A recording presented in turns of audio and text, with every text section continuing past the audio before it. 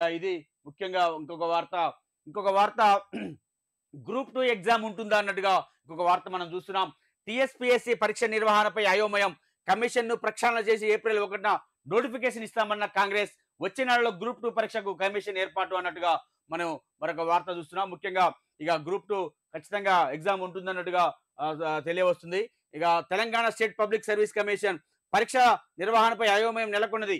రాష్ట్రంలో ఎన్నికల కోడ్ ఎత్తివేయడంతో పాటు ఎన్నికల హడావుడి కూడా తగ్గడంతో ఇటీవల వాయిదా వేసిన పలు పరీక్షలను నిర్వహించేందుకు కమిషన్ ఏర్పాటు చేస్తుంది.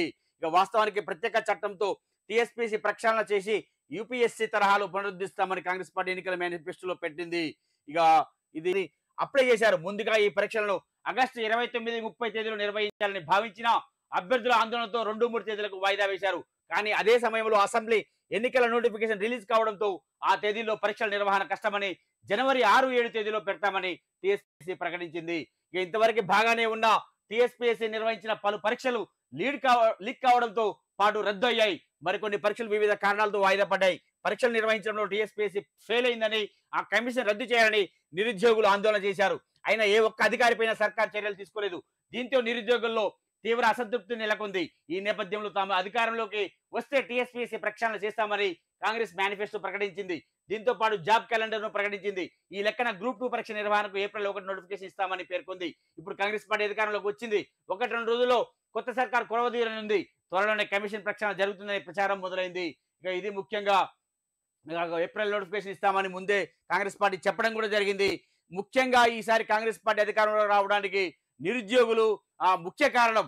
నిరుద్యోగుల 30 లక్షల మంది నిరుద్యోగులు ఒకవైపే ఉన్నారు.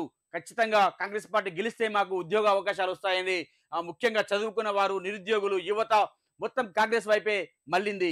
ఖచ్చితంగా వారికి ఖచ్చితమైన న్యాయం, ఖచ్చితంగా ఒక టీఎస్పీసీ ప్రక్షాళన చేసిన తర్వాతే ఒక నోటిఫికేషన్స్ వేసి అన్ని జాబులకి ఫుల్ఫిల్ చేస్తారన్నట్టుగా మనం వార్త చూస్తున్నాం. అది ఖచ్చితంగా ప్రమాణ స్వీకారం అయిన వెంటనే అతను ముందుగానే ప్రకటించినట్టుగా ఏప్రిల్ మొదటి వారంలో నోటిఫికేషన్స్ గ్రూప్ 1 వస్తాయని చెప్పడం జరిగింది. చూడాలి నిజంగానే వీరు చేసిన, ముఖ్యంగా కాంగ్రెస్ పార్టీ లో పెట్టిన మేనిఫెస్టోతో పాటుగా వారు సభలలో ఇచ్చిన హామీలు ఏ మాత్రం నెరవేర్చారు అనేది కూడా ముఖ్యంగా ఇప్పుడు చర్చించుకుంటున్న అంశం. ఇక కాంగ్రెస్ పార్టీ అధికారంలోకి వచ్చింది. రేవంత్ రెడ్డి రేపు ప్రమాణ స్వీకారం చేయబోతున్నాడు. తర్వాత వీళ్ళు ఇచ్చిన హామీలు, మేనిఫెస్టోలో పెట్టినవి కానీ, సభలలో వివిధ హామీలు ఇచ్చినవి కానీ, ముఖ్యంగా అవి ఏ స్థాయిలో అమలు చేస్తారు, వీరు ఏ స్థాయిలో జనాలని ఆనందపరుస్తారు, జన ఆమోదం పొందుతారనేది మనం ముందు వీరి పరిపాలన చూస్తే అర్థమవుతుంది అన్నట్టుగా మరొకసారి మనం చెప్పుకోవడం జరుగుతుంది. ఇక ఇది ముఖ్యంగా టీఎస్పీఎస్కి సంబంధించిన ముఖ్య వార్త.